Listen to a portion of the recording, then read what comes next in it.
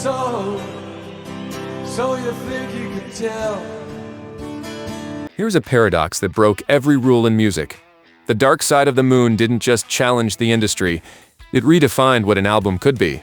14 years on the charts, a 30-pound vocal masterpiece, and NASA testing their speakers with Pink Floyd. These are 15 weird facts about the Dark Side of the Moon. And the bonus, let's just say Roger Waters had a very expensive argument. Plug in. This set's about to blow.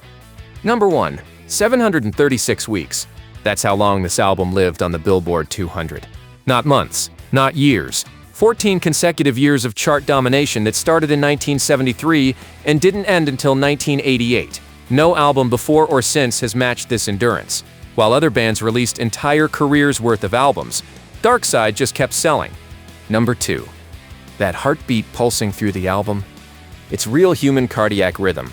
Sound engineer Alan Parsons pressed a stethoscope against band members' chests, searching for the perfect beat. After testing everyone, they found their winner. The heartbeat became the album's literal pulse, opening and closing this sonic journey through life and death. Number 3. Claire Torrey walked into Abbey Road expecting a normal session. Instead, she created history in 2.5 takes. Her wordless vocals on The Great Gig in the Sky were completely improvised. No lyrics, no melody written down, just pure emotion channeled through her voice. Her payment? £30. The impact? Priceless. Number 4. Those cash register sounds and money weren't studio effects. Roger Waters literally emptied his pockets throwing coins while Alan Parsons recorded. The cash register itself came from Abbey Road's tape library. Every metallic clink you hear is actual money hitting surfaces, creating capitalism's perfect soundtrack from pocket change. Number 5. Pink Floyd became the first band to use Abbey Road's brand new 16-track recording system. While everyone else worked with 8 tracks, they had double the sonic canvas. This technology let them layer sounds in ways that were physically impossible before. The album couldn't have existed without this breakthrough. Number 6. The album almost wasn't called The Dark Side of the Moon. The working title was Eclipse. Until they discovered Medicine Head had just released an album with that name. The band scrambled to rename their masterpiece. Imagine if we'd spent 14 years talking about Eclipse instead. Number 7. Listen closely to the backing vocals. That's Paul McCartney's voice blending with Pink Floyd. He was recording Band on the Run next door and casually contributed vocals during breaks. No credit, no payment, just a Beatle harmonizing on rock's greatest concept album. The collaboration stayed secret for years. Number 8. The iconic prism design that became rock's most recognizable image? Storm Thorgerson created it in 30 minutes. He spotted a physics textbook lying around the studio, saw a light refraction diagram, and sketched the concept immediately. 3 decades of merchandising from half an hour's inspiration. Number 9. Us and Them wasn't written for this album.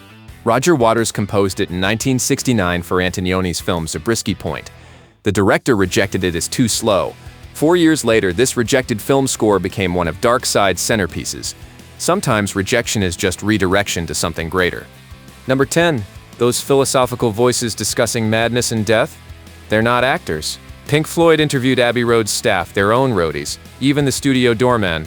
Real people answering questions about fear, violence, and insanity. The album's deepest thoughts came from ordinary people, not philosophers. Hey, pretty wild so far, right? If you're enjoying this deep dive into Pink Floyd's masterpiece, go ahead and hit that subscribe button so you don't miss what's coming next. Because in a minute, we hit Gilmour's 3 a.m. miracle, NASA's sound system tests, and a 30-pound session that became a $1 million lawsuit. Trust me, it only gets stranger from here. Number 11. That legendary guitar solo on Time? David Gilmour nailed it in one take at 3 in the morning. He thought he was alone, just practicing. The engineer was secretly recording. When Gilmour heard the playback, he couldn't recreate that magic. The final version is that accidental 3 a.m. perfection. Number 12. £9,000 to produce. $45 million in revenue for EMI alone. That's a 5,000% return on investment. The album that cost less than a luxury car has generated more wealth than some small country's GDP. Every pound spent returned 5,000 more. Number 13. NASA engineers actually used Pink Floyd to test their sound systems. Not Darkside specifically, but echoes from their previous album. The space agency needed to ensure their equipment could handle extreme frequencies. This led to conspiracy theories that Darkside soundtracked the Apollo missions. Number 14. The quadraphonic mix was so advanced that home stereos couldn't handle it. 4-channel surround sound in 1973 was like releasing a 4K movie when everyone had tube TVs. Most listeners didn't experience the album's full sonic architecture until the 80s, when technology finally caught up. And number 15. Remember Claire Torrey's 30-pound session? In 2005, she sued Pink Floyd for songwriting credits. Her argument, those improvised vocals were compositionally significant. She won. That spontaneous performance she created in minutes became legally recognized as co-writing. A 30-pound session turned into ongoing royalties worth millions. But wait, before we hit the bonus fact that reveals Roger Waters' most expensive creative decision, make sure you're subscribed with notifications on. We drop new music mysteries every week, and you won't want to miss what we're uncovering next. Bonus fact: Roger Waters' original concept included an entire extra album. The Dark Side of the Moon was supposed to be a double album with a companion piece called the Household Objects Project. They spent months recording music using only non-musical items like rubber bands, glasses, and aerosol cans. After burning through thousands of pounds in studio hours, they abandoned it. Some of those experimental sounds leaked into Darkside's effects. Waters' perfectionism nearly doubled the budget before admitting defeat. The abandoned project's remnants became the album's signature sound effects.